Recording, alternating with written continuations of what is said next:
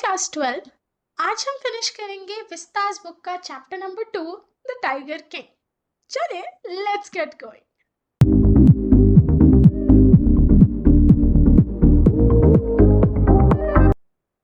Part 2 में हमें पता चला कैसे tiger king was in the risk of losing his kingdom. वो अपना किंगडम खोने वाला था अपनी जिद के चलते। जिद कि भाई मेरे अलावा प्रतिबंधापुरम में कोई और टाइगर हंट नहीं करेगा।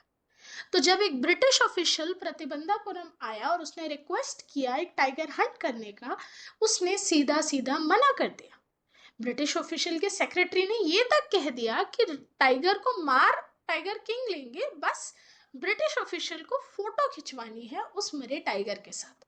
लेकिन टाइगर किंग ने क्योंकि ये भी करने से मना कर दिया, देयर वाज अ रिस्क कि भाई ब्रिटिशर गुस्सा हो गया है, उसकी राजगद्दी पे अब बात आ जाएगी। तो इस चीज को सही करने के लिए ब्रिटिशर से तो बात नहीं की जा सकती थी। राजा और दीवान ने बैठ के एक तरकीब लगाई। उन्होंने कलकत्ता से 50 एक्सपेंसिव डायमंड रिंग्स का बॉक्स मंगवाया और वो बॉक्स भिजवा दिया उस ब्रिटिश ऑफिसर की बीवी यानी दुरई सैनी के पास। अब एक्सपेक्टेशन यही थी कि दुरई सैनी एक दो रिंग रखेगी और बाकी बॉक्स लौटा देगी, लेकिन उसने तो बस पलटे में एक नोट भिजवा दिया, थैंक यू सो मच। तो 3 लाख का बिल आया महाराज का, लेकिन वो खुश थे कि उनका किंगडम तो बच गया। अब राजा जी ऐसे करते करते 70 टाइगर तो मार चुके थे, लेकिन उनके आगे एक ऐसा हर्डल आ गया जिसकी वजह से उनका मिशन मानो थम सा गया। टाइगर पॉपुलेशन एक्सटिंक्ट हो गई, यानी खत्म हो गई प्रतिबंधापुरम के जंगलों में। तो उन्होंने डिसाइड किया कि अब वो शादी करेंगे। तो उसके लिए उन्होंने अपने दीवान साहब को कहा कि आसपास के जितने भी गांव हैं, जितने भी किंगडम्स हैं, पता लगाओ कहाँ कितने टाइगर्स हैं। जहां सबसे ज्यादा टाइगर्स हो वहां ढूंढो एक रॉयल फैमिली की लड़की जिससे मेरी शादी हो सके। दीवान साहब ने वैसे ही किया और एक लड़की राजा जी के लिए ढूंढ दी। तो हर बार जब भी राजा जी ससुराल जाते 5 से 6 टाइगर अपने फादर इन लॉ के जंगलों में मार के आते। तो ऐसे करते करते करते करते 99 टाइगर्स राजा जी मार चुके। देखते हैं 100वें टाइगर की क्या दास्तान रहती है। The maharaja's anxiety reached a fever pitch, यानी अब महाराजा बहुत ज्यादा एंग्शियस था। सिर्फ सिर्फ एक टाइगर चाहिए था उन्हें अपनी 100 की टैली पूरी करने के लिए। दिन हो या रात उनके मन में बस ये एक ख्याल था कि कब मिलेगा वो आखिरी टाइगर। और अब तक तो उनके ससुराल में भी जितने भी जंगलों में टाइगर थे खत्म हो चुके थे। इम्पॉसिबल हो गया था एक टाइगर ढूंढ पाना, येट सिर्फ एक और चाहिए था। अगर राजा वो एक टाइगर और मार देता ना, महाराजा बिल्कुल निडर हो जाता, वो टाइगर हंटिंग बिल्कुल छोड़ देता। बट उसे ये भी पता था ये एक ही टाइगर उसकी जान का दुश्मन है। He had to be extremely careful इस आखिरी टाइगर के साथ, क्योंकि यही बात लेट चीफ एस्ट्रोलॉजर ने कही। लेट चीफ एस्ट्रोलॉजर मतलब राजा ने इतना टाइम लगा दिया अपनी 100 की टैली पूरी करने में कि जिस एस्ट्रोलॉजर के साथ शर्त लगी थी वो तक गुजर गया। खैर, क्या कही थी उस लेट एस्ट्रोलॉजर ने कि 99 टाइगर्स मारने तक कोई दिक्कत नहीं है, लेकिन राजा जी को बहुत सावधान रहना है 100वें टाइगर के साथ। वैसे भी राजा कह रहा है टाइगर होते तो जंगली है, सबको बच के रहना चाहिए उनसे। बट कहाँ मिलेगा ये 100वां टाइगर? टाइगर का दूध मिलना ज्यादा आसान था, लेकिन टाइगर नहीं मिल रहा था यार, इतनी मुश्किल थी। दस महाराजा वो संक इन ग्लूम, वो दुखी रहते थे, मायूस रहते थे। लेकिन फाइनली उन्हें गुड न्यूज मिली, ऐसी गुड न्यूज जिसने उस सैडनेस को हटाया। उनके खुद के स्टेट में शीप्स गायब हो रही थी हिल साइड से, और शीप्स गायब होने का एक ही साइन है कि वहां टाइगर्स है।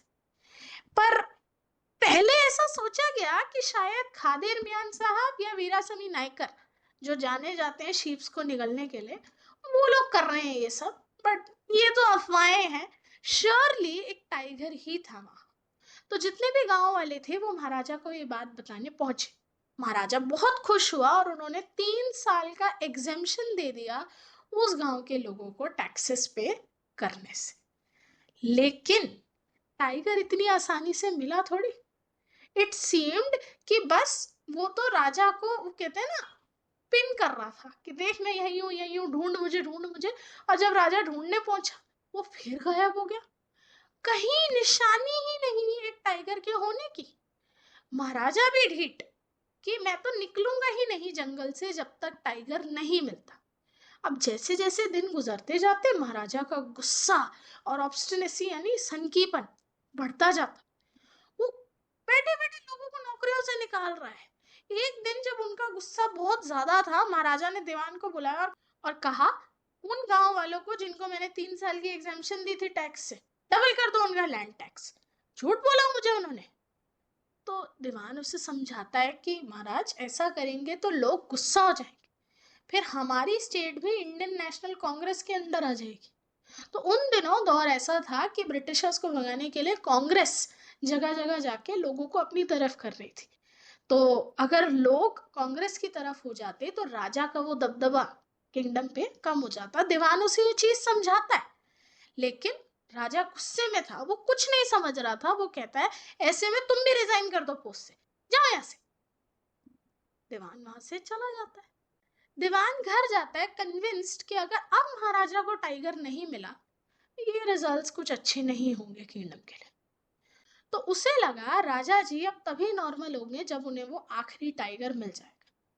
तो दीवान ने बहुत टाइम से मद्रास के पीपल्स पार्क जू से एक टाइगर मंगा के अपने घर में छुपा रखा था। उसने सोचा अब सही वक्त है इस टाइगर को राजा के आगे ले जाने का। देख रहे हो एट मिडनाइट जब सब लोग सो गए, दीवान और उसकी बूढ़ी बीवी उन दोनों ने मिलकर टाइगर को गाड़ी में डाला, सीट पे बिठाया।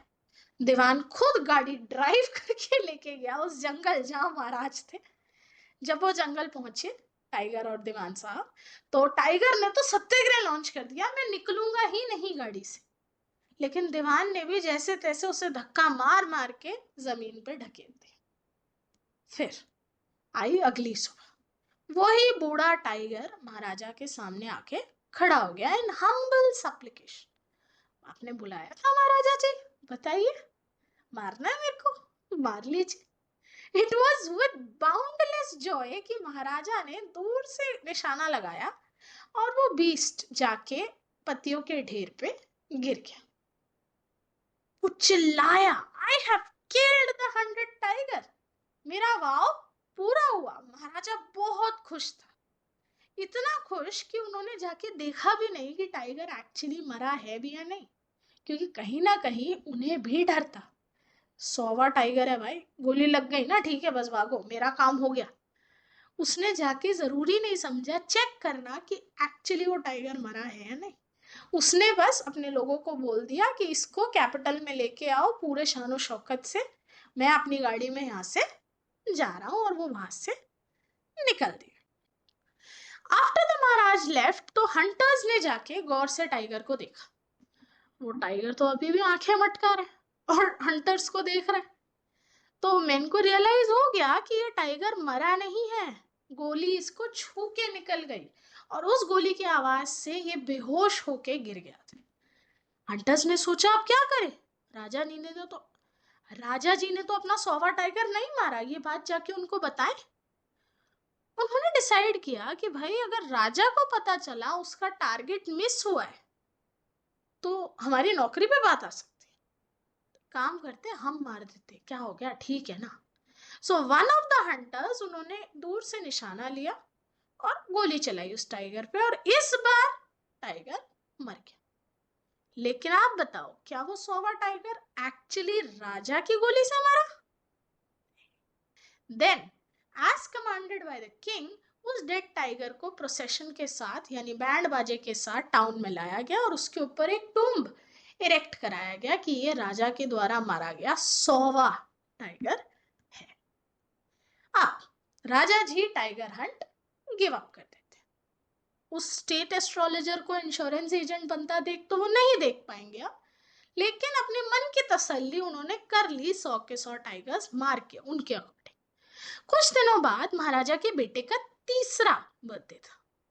उससे पहले तक महाराजा ने अपना पूरा टाइम टाइगर हंट को दिया था। उनके पास कभी टाइम नहीं होता था अपने छोटे राजा जी के साथ, उनके पास कभी टाइम नहीं था अपने बेटे के साथ वक्त गुजारने का। बट अब किंग ने अपना पूरा ध्यान अपने बच्चे को दिया।